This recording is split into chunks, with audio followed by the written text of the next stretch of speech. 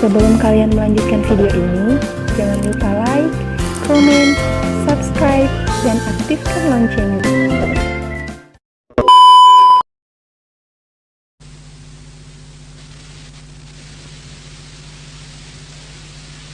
Part B. Directions. In this part of the test, you will hear longer conversations. After each conversation, you will hear several questions. The conversations and questions will not be repeated. After you hear a question, read the 4 possible answers in your test book and choose the best answer. Then, on your answer sheet, find the number of the question and fill in the space that corresponds to the letter of the answer you have chosen. Remember, you are not allowed to take notes or write in your test book. Go on to the next page.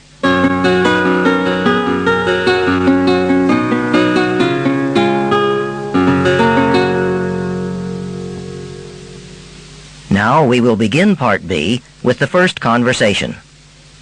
Questions 31 through 34. Listen to part of a conversation between 2 students. Hey, Steve, got any plans for tonight? Hi, Jane. No, I don't think so. Why, got any suggestions? In fact, I do.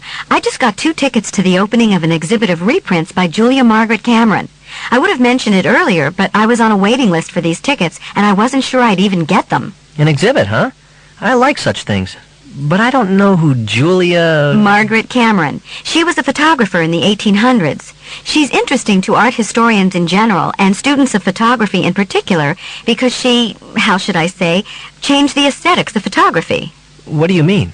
Well, her specialty was portraits, and instead of just making a factual record of details like most photographers did, just capturing what a person looked like in a dispassionate sort of way, she, like a portrait painter, was interested in capturing her subject's personality. Interesting.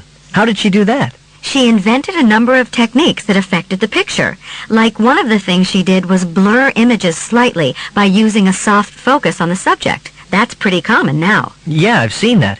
Who did she photograph? Famous people of her day. Alfred Lord Tennyson, Henry Wadsworth Longfellow, Charles Darwin. I don't know who else. We'll see at the exhibition. You've really piqued my curiosity. I'm going to enjoy this. Number 31. What is the conversation mainly about?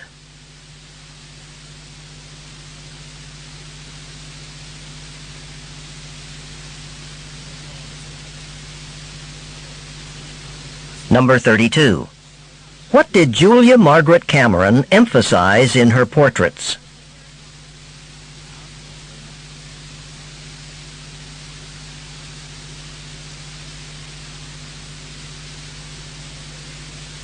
Number 33. According to the conversation, what unique photographic technique did Julia Margaret Cameron use?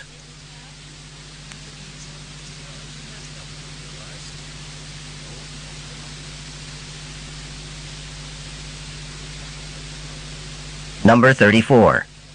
What will be the subject of the pictures at the exhibit?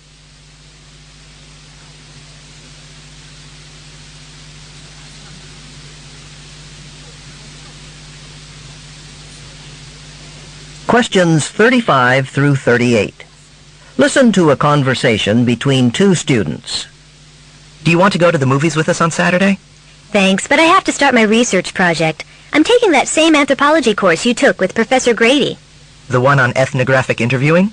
Oh, good. I'm sure you'll get a lot out of it. I have to admit, the word ethnography scared me a little at first. It seemed so technical. But then when she explained that it's what anthropologists do, how they investigate and record aspects of a culture, it didn't seem so intimidating. Yeah, it's all part of the field work that anthropologists conduct, and it's good to start doing that now before you become a graduate student and have to conduct large projects yourself. Who are you going to interview? You know the publishing office where I used to work?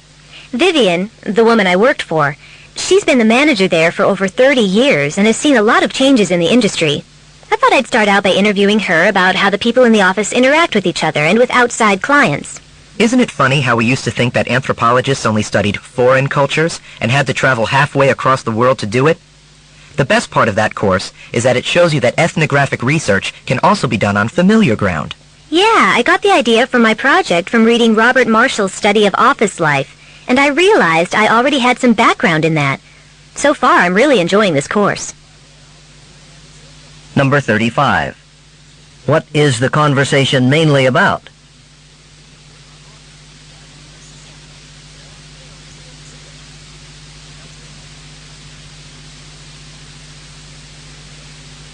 Number 36. What does the woman say about the subject of ethnography?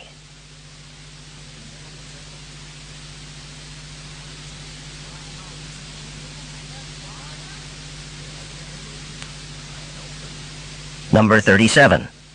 Why does the man think that the course will be a good one for the woman?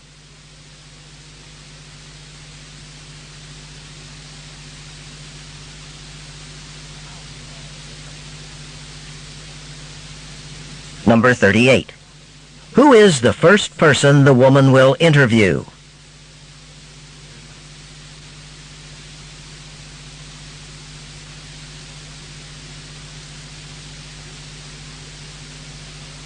This is the end of Part B.